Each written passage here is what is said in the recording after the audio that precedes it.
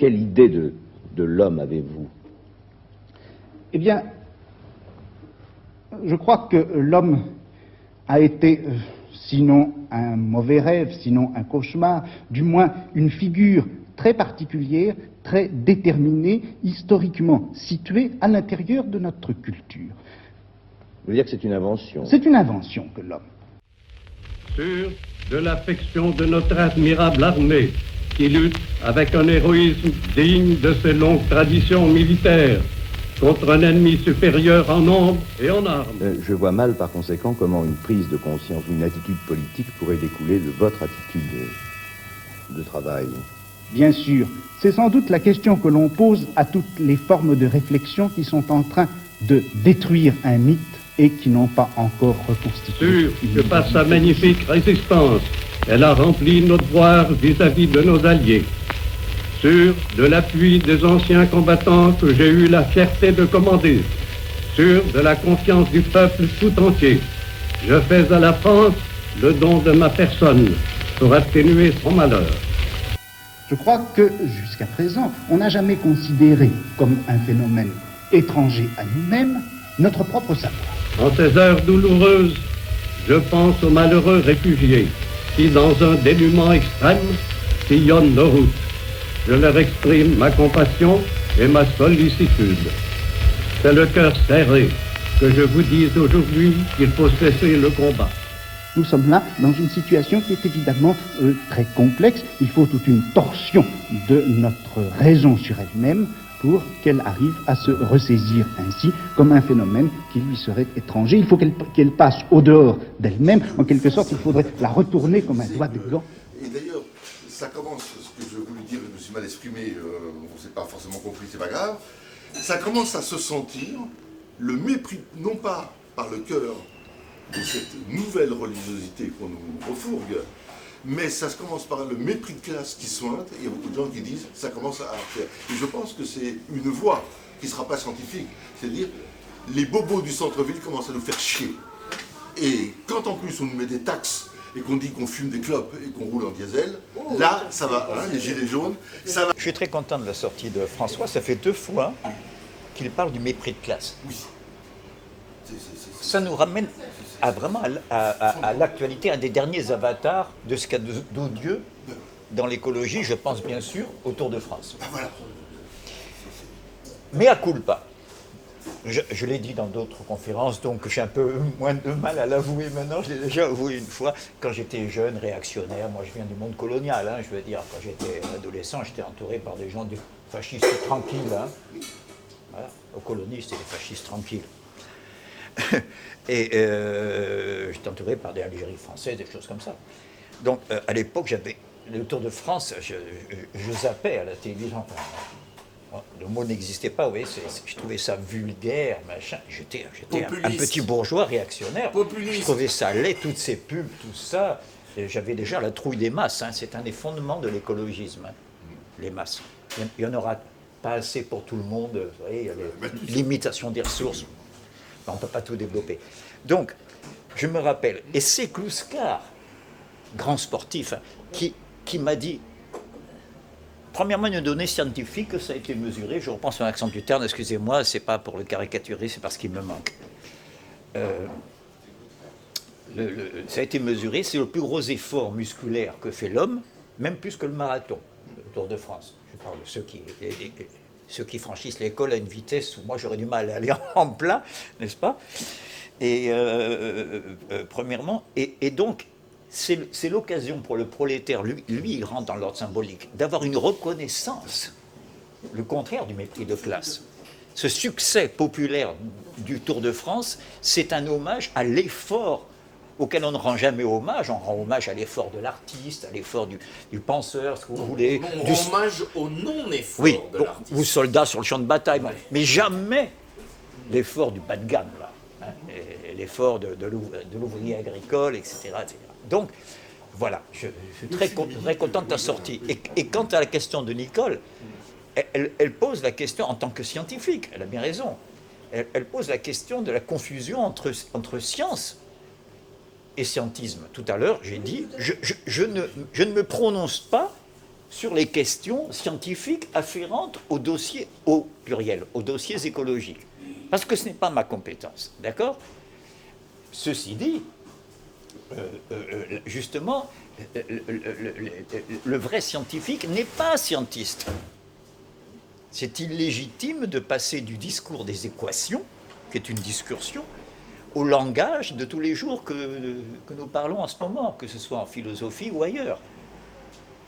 Parce que là, on rentre dans un langage qui est multivoque, etc. Regardez, si je dis, je sais pas moi, démocratie ou progrès, regardez le nombre de sens différents dans lesquels ça peut être pris. Hein. Bon. Valeur. Vous savez, quand j'entends dire... oui, nous nous opposons à... Alors, je dis n'importe quoi, aujourd'hui, c'est la Biélorussie, une autre fois, c'était Saddam Hussein, etc. C'est pas mes tasses de thé, je veux dire. Probablement, j'aurais fini dans une cuve d'acide sous Saddam si j'avais été irakien. Mais je trouve odieux l'agression dans son pays a été l'objet, ce qui est notre histoire. Contre ces gens-là, on dit que ce n'est pas conforme à nos valeurs. Nos valeurs, c'est quoi? C'est la chaise électrique pour des innocents de 14 ans. Oui, attention, vous voyez, le langage courant. Donc je suis très content qu'elle ait posé la question en abordant effectivement la pédagogie au niveau scientifique. Quand tu dis que tu fais des schémas, tu essaies d'expliquer ce que chacun devrait savoir. Oui, Marie, je t'en prie. C'est juste parce qu'il y a un discours anti-scientifique depuis des dizaines d'années qui est prédominant, comme le discours sur l'écologie. Il y a un discours qui est on se bat contre des moulins.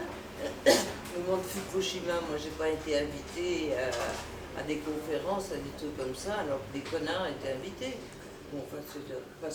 Bon, je vais compléter la réponse. Vas-y, mais je vais compléter ma réponse. Tu fais de la résistance chaque fois que tu restitues une vérité scientifique. Voilà ce que je veux dire par rapport à ce vide. Bravo donc d'avoir rappelé que... Le Groenland était le Greenland. Oui, la Terre verte. Bon, je vais... Pour compléter les réponses déjà bien consistantes qui ont été apportées aux sujets qui ont été évoqués là, je voulais apporter une ou deux petites précisions, parce que c'est des points qui sont quand même développés dans le livre. Alors d'abord sur cette question sur l'épistémologique, on va dire, sur le côté scientifique de l'écologie, parce que ça revient sans arrêt, même si c'était d'un point de vue extrêmement positiviste et autres, je vais pas... je m'y suis intéressé notamment dans la question de Pierre, si je me souviens bien, qui évoque le fait qu'il me parle d'un consensus. Vous savez, il y a une espèce de consensus sur l'écologie, au sens où il y aurait, sur le modèle de la fameuse communauté internationale, vous savez, dont on parle tout le temps, on ne sait pas trop ce que c'est, il y a la communauté scientifique. On ne sait pas non plus trop ce que c'est, hein. Et on a une petite idée de ce que c'est la communauté scientifique en ce moment avec le Covid. Si on sait ce que c'est le GIEC. Le moins qu'on puisse dire, c'est que la communauté scientifique, par exemple, sur les questions qui sont d'actualité aujourd'hui, de pandémie, de Covid, d'épidémiologie, on voit bien que le moins qu'on puisse dire, c'est que c'est assez dialectique, ils ne sont pas forcément tous d'accord, et d'ailleurs qu'ils changent d'avis à peu près toutes les 5 minutes. Donc, et en réalité, ils ne savent pas trop. Et les plus honnêtes et les plus sérieux scientifiquement le disent d'ailleurs, qu'ils ne savent pas trop. Mais d'un point de vue politique, ça je vais revenir sur les aspects scientifiques, d'un point de vue politique, on n'a pas attendu l'écologie pour se poser les questions de pollution, de ce qu'on appelle l'environnement, que ce soit les aspects sanitaires, d'agronomie, d'écologie, je veux dire, mais sauf qu'on n'appelait pas ça écologie. Vous voyez, les mots et les choses. Et les veaux et les choses. Donc, on n'appelait pas ça écologie. Et surtout, ce n'était pas dans le champ du politique. Parce que, pour une raison extrêmement simple, c'est la réponse que je fais, c'est que personne n'est pour ce que combattent les écologistes. Du moins ceux qui combattent les effets néfastes pour notre santé, pour les ressources naturelles, pour toutes sortes de conditions liées à notre vie, notre existence quotidienne depuis toujours, les nuisances de toute nature. Il existait même des ministères liés aux ressources naturelles, que ce soit les eaux et forêts, la santé publique, enfin toutes sortes de choses, et sauf qu'on n'avait pas mis une espèce de mot, de nouveaux paradigmes, de concepts à la Deleuze, c'est-à-dire à la Séguéla, qu'on va appeler l'écologie.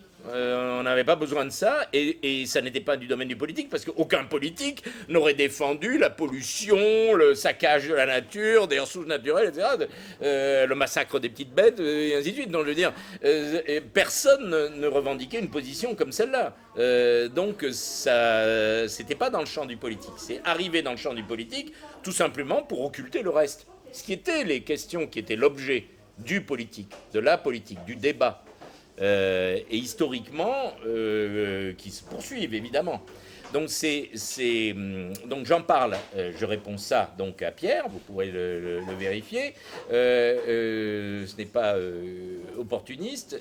Je développe la réponse et dans le même contexte, j'évoque le fait que, et c'est à propos y compris de la discussion autour de Haribé et autres, et là, éventuellement, je passerai la parole à Pierre W, l'autre Pierre.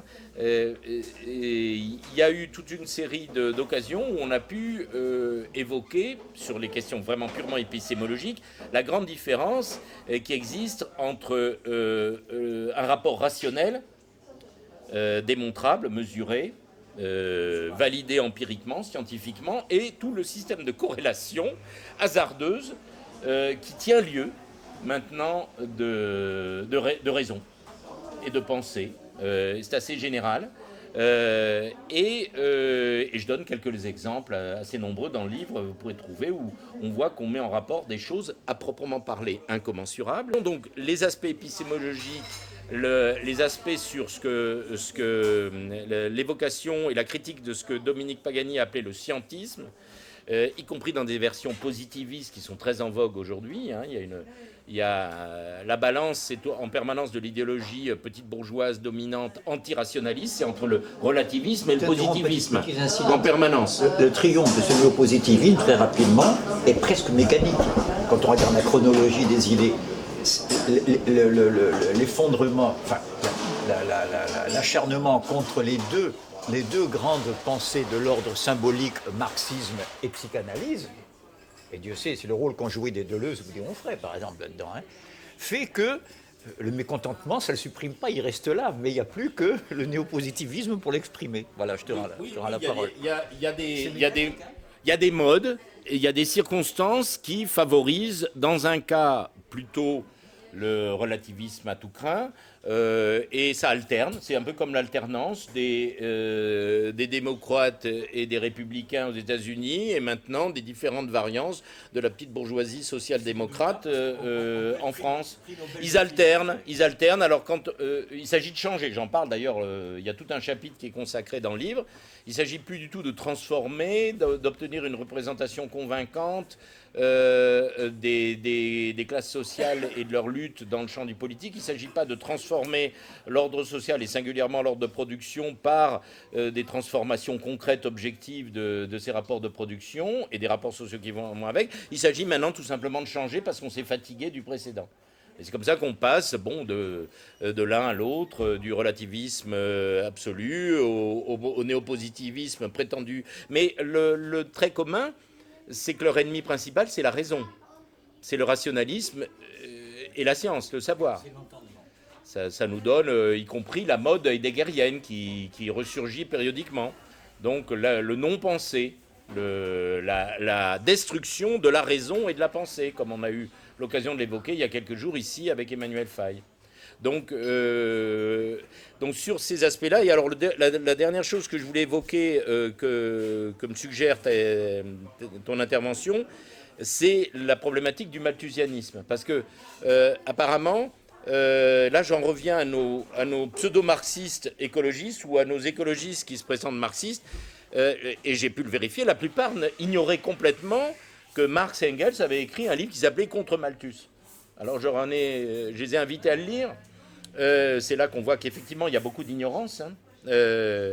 Mais depuis que le Rancière nous a magnifiquement formalisé la chose, hein, et normalisé, nous sommes le résultat de plusieurs générations maintenant de maîtres ignorants, donc il ne faut pas s'étonner du résultat.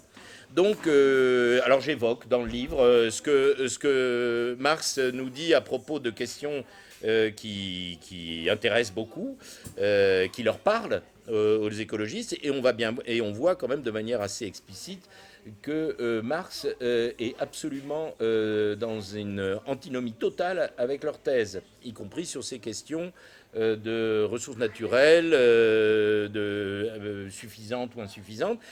J'évoque simplement le fait, et ça nous ramène à l'anti-humanisme, que la manière dont, à nouveau frais, le malthusianisme, qui est quand même le cœur idéologique de la frustration et de la problématique écologiste contemporaine, autour du saccage des ressources insuffisantes, etc. J'aurais rappelé qu'évidemment c'est un problème très ancien. Bon, les détails sont dans le livre et documentés soigneusement. Mais la grosse différence avec la manière avec laquelle on nous ramène ça à nouveau frais, comme on dit dans les milieux universitaires ou chez les journalistes ou dans les dîners en ville, eh bien, c'est qu'on a supprimé la moitié du problème qu'au moins Malthus, qui est fortement critiqué, notamment dans le Capital, par Marx, puisque Marx le présente comme l'archétype de l'économiste vulgaire. Je vous renvoie à la définition de l'économiste vulgaire par Marx, qui figure dans le livre aussi. Eh bien, au moins Malthus considérait qu'il y avait un problème de rapport entre la démographie et les ressources. Or, la démographie, comme vous l'aurez peut-être constaté, à part le problème des migrations, qui est quand même complètement corollaire à ces questions, on l'a complètement oublié. On se pose la question des ressources insuffisantes, gaspillées, massacrées, et ainsi de suite.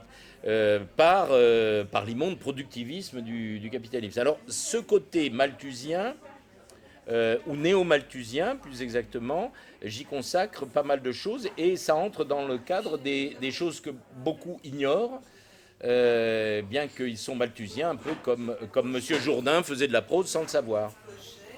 Alors, Yves Cochet, on est au-delà de Malthus, hein, on est dans la caricature.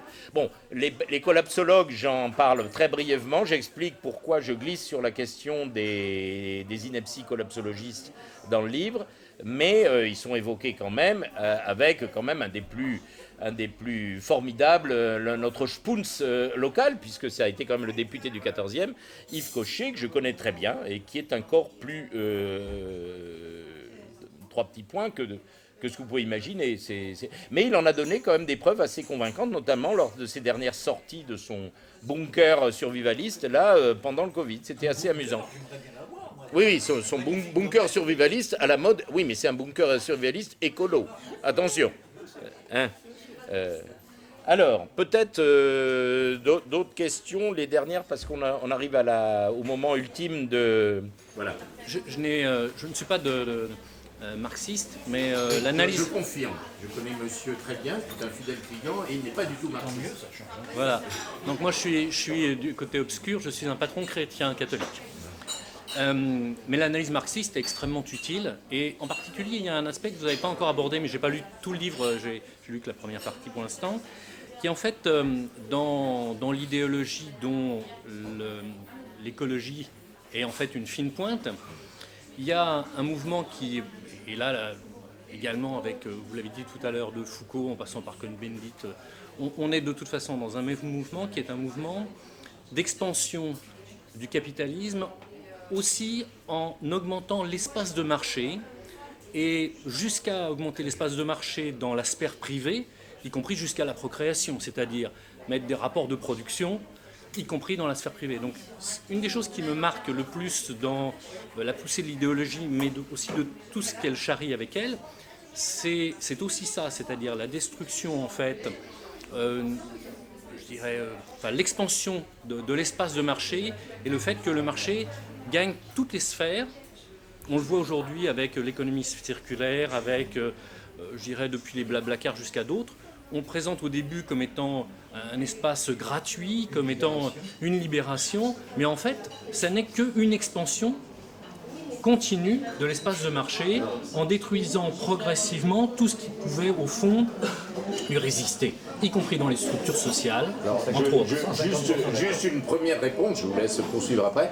J'ai pas beaucoup développé ça, mais j'y fais référence dans le livre parce que c'est une des choses que j'ai beaucoup développées dans mon précédent livre qui s'appelait Critique de la raison numérique. Oui. Donc dans Critique de la raison numérique, si vous l'avez lu, vous vous souvenez que je parle beaucoup de ça, justement. Ouais. Donc c'est pour ça que c'est pas... En plus, c'est pas...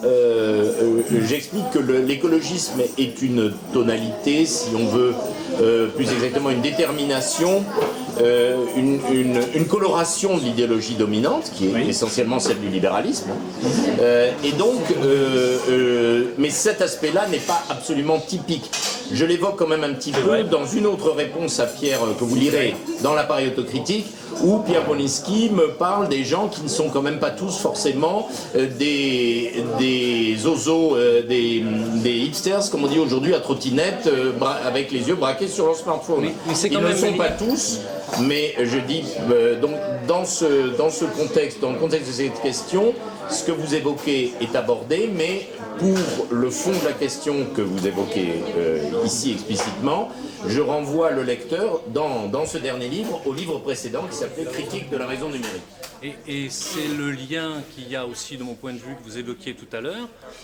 On fait disparaître la question sociale en lui substituant la question dite sociétale. Absolument. Mais qui est en fait un masque complet. C'est largement abordé dans le livre, ça par contre. Et qui aujourd'hui est devenue tellement dominante qu'effectivement la critiquer est devenue une hérésie qui vous fait brûler en place publique de manière systématique.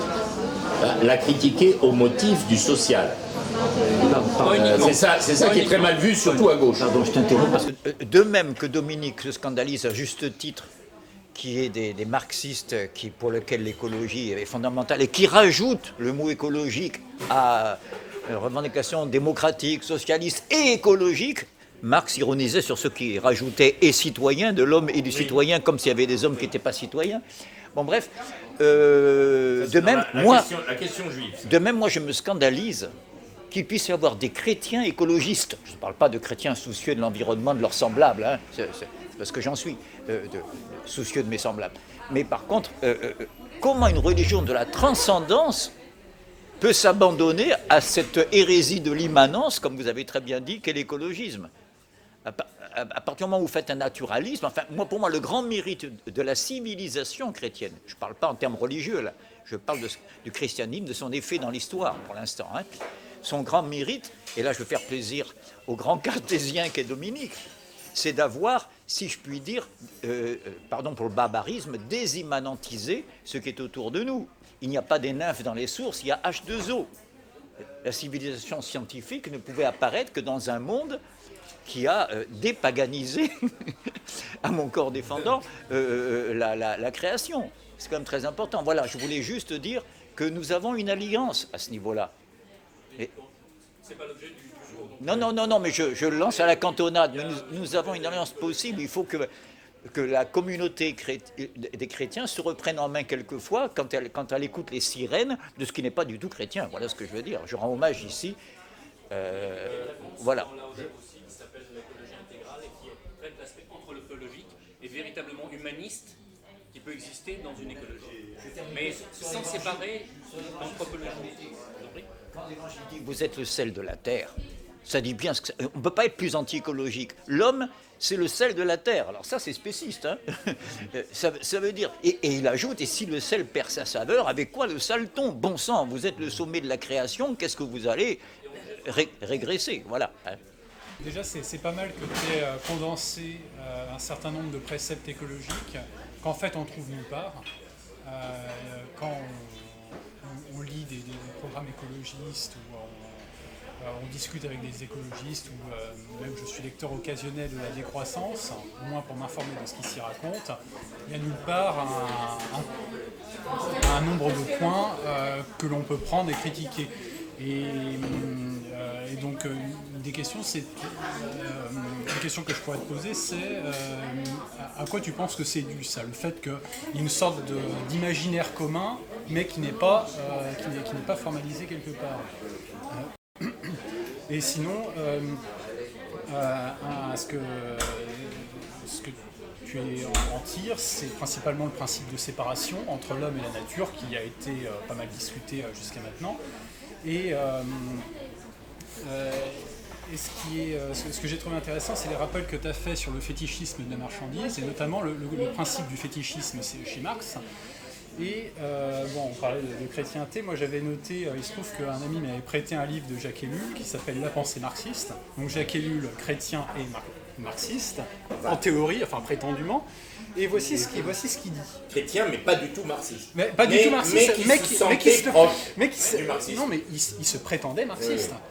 Et voici ce qu'il dit. Si Marx revenait aujourd'hui, quel phénomène retiendrait-il pour caractériser notre société ? Nous étions convaincus, donc ça c'est lui et Charbonneau qui parlent, nous étions convaincus que ce ne serait plus ni le capital ni le capitalisme, mais le développement de la technique, le phénomène de la croissance technicienne. Nous avons donc centré notre travail là-dessus. Avec Heidegger.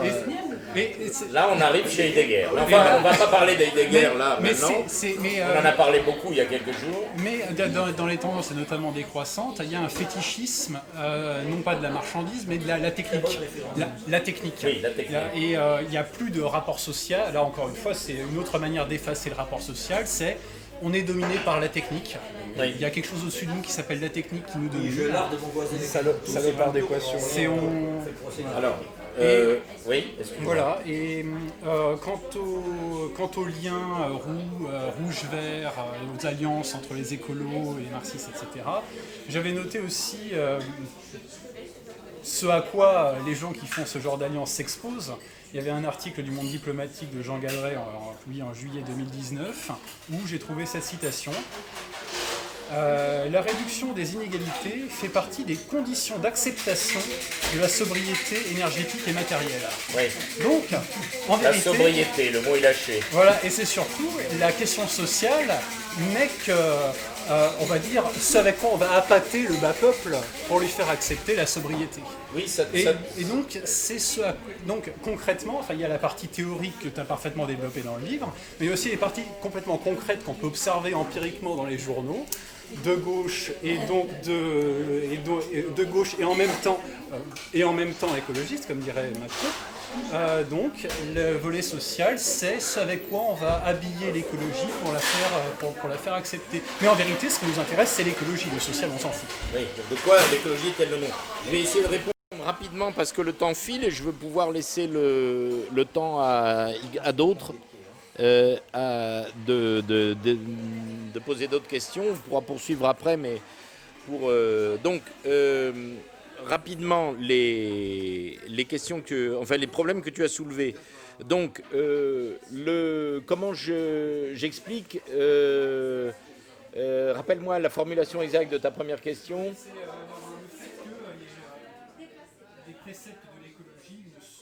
Oui, voilà, il y a absolument pas... Oui, c'était... Alors ça, ce que tu soulèves, c'est un point essentiel parce que c'était à l'origine du premier texte.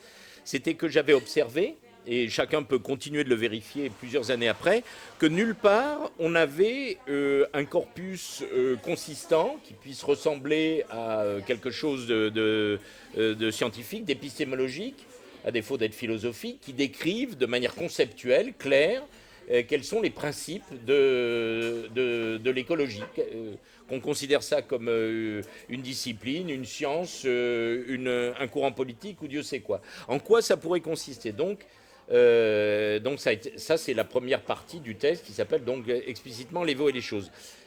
Comment je l'explique ? Je l'explique dans le livre justement. C'est qu'en réalité évidemment tout ça a une histoire, mais c'est l'histoire d'un refoulement.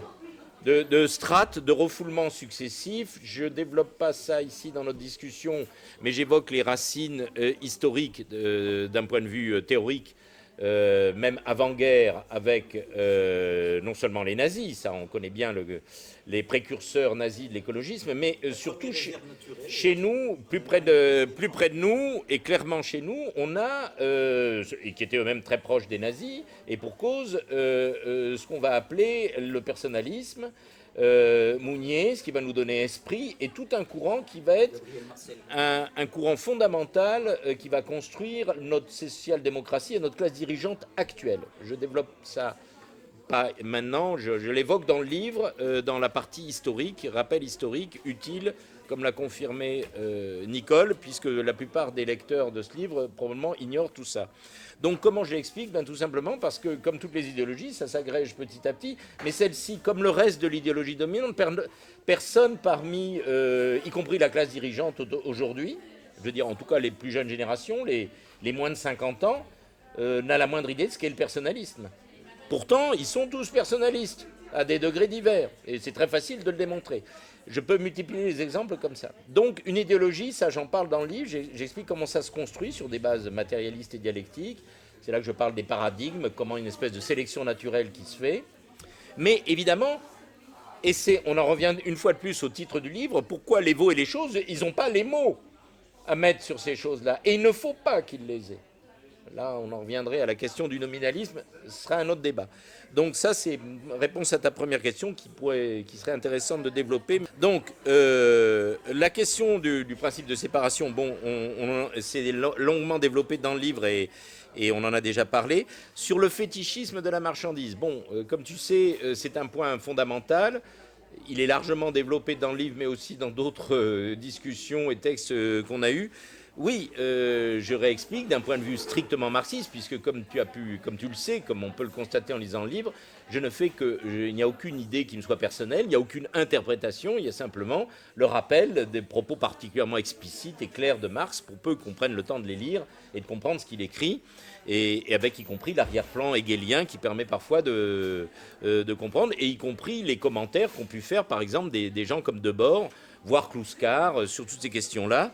Et donc, effectivement, c'est un point très important. Le fétichisme, c'est au cœur quand même de la première partie du Capital, celle à propos de laquelle Marx, justement, dans sa préface, explique qu'en toute science, le commencement est ardu.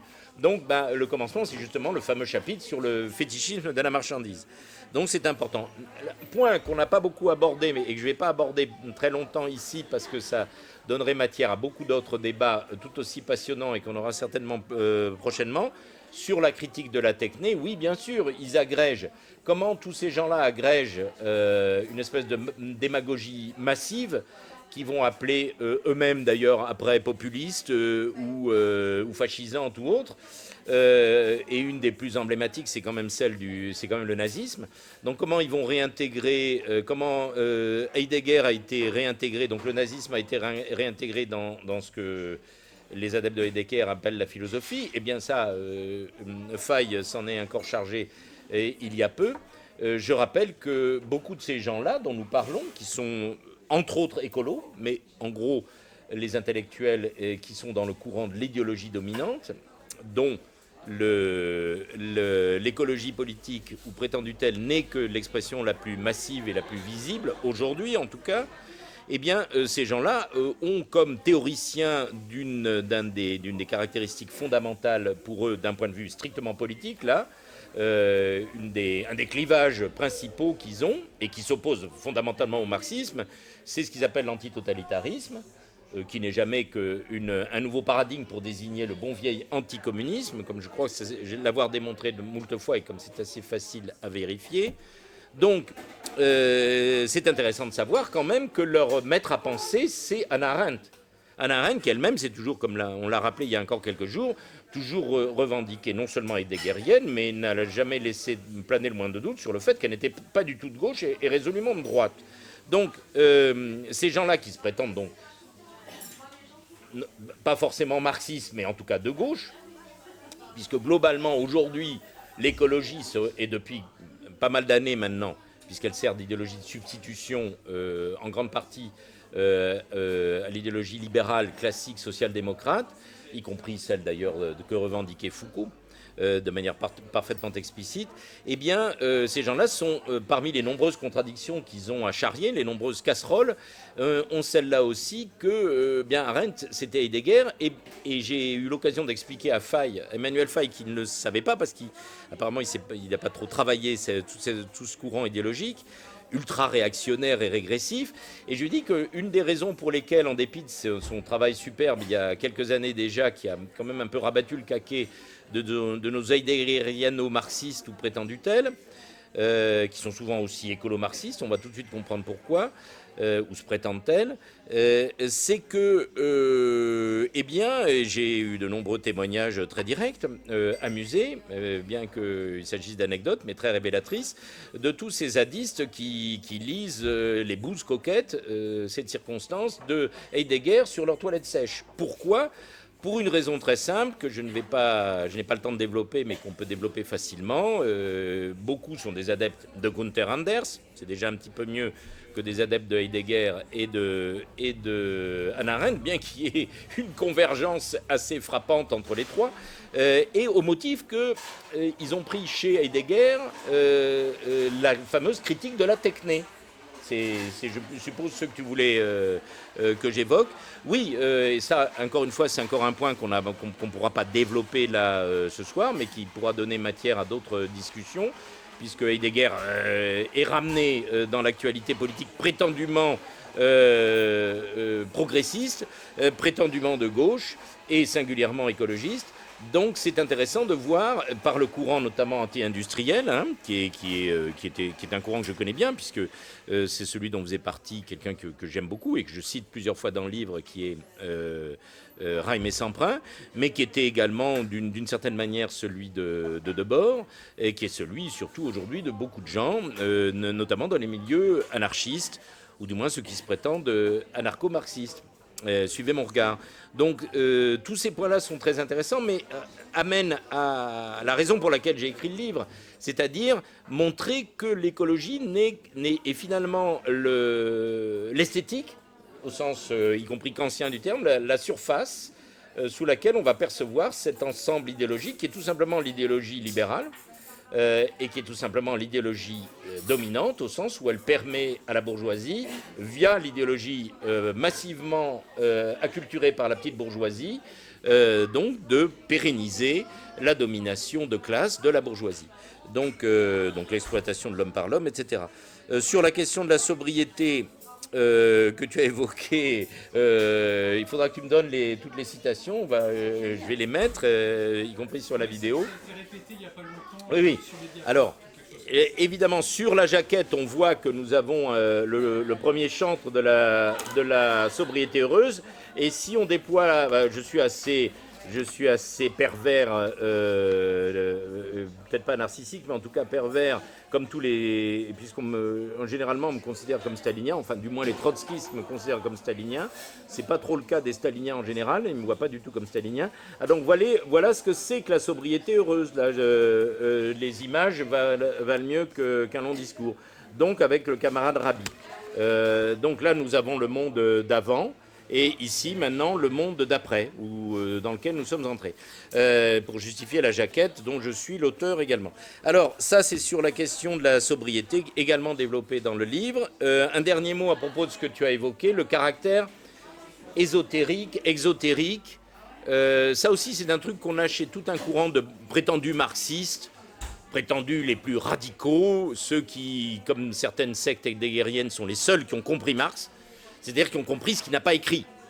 Et pour cause, puisqu'ils partent de l'idée, c'est pas du tout sur le même mode que Heidegger. Heidegger, c'est normal, puisque Heidegger affirme que la bonne philosophie ne doit être incompréhensible. Donc évidemment, ils sont tous forcément un petit peu ésotéristes, parce que sans ça, il n'y a rien à comprendre. Alors dans le cas des marxistes, on a tout ce courant de la prétendue critique de la valeur, bien connu de nos fichiers d'idéologues foireux. Donc, eh bien, je ne les citerai pas, ils se reconnaîtront eux-mêmes, alors qu'ils ont quand même innové avec ce nouveau paradigme très intéressant, qui évoque évidemment la philosophie antique, donc et pas forcément les présocratiques, mais enfin au moins Platon, Aristote, etc., qui avait deux corpus, il y avait et donc qui s'appliquait à Marx. Il y a le Marx exotérique, celui qu'on connaît, celui pour les neuneux, les communistes crétins, le peuple, hein, le socius, le social. Et puis il y a le Marx ésotérique. Alors ce Marx ésotérique, c'est probablement celui des heidegeriano-marxistes, c'est probablement aussi celui des écolo-marxistes, des écommunistes, etc. Et des gens qui ont vu, mais sans lire Marx, hein, et en dehors de Marx, mais une corrélation quelconque même hasardeuse, entre écologie et marxisme. Alors, et pour cause, parce que ça, il faut s'en référer au cadre ésotérique, c'est-à-dire ce qui n'est pas écrit. Et c'est pour ça que, à propos de ça, j'évoque la fameuse, je vous renvoie au livre aussi, je donne la définition de la différence par Derrida. Différence avec un A. Je la mettrai à l'écran, mais même peut-être pas, parce qu'il s'agit quand même d'inciter les gens à lire le livre. Et ce sera peut-être ma conclusion, sauf s'il y a une dernière question. Non, on va s'arrêter là, donc il me reste à vous remercier et à très bientôt, puisque ça n'est que le moment de la dispersion, camarades, dispersion.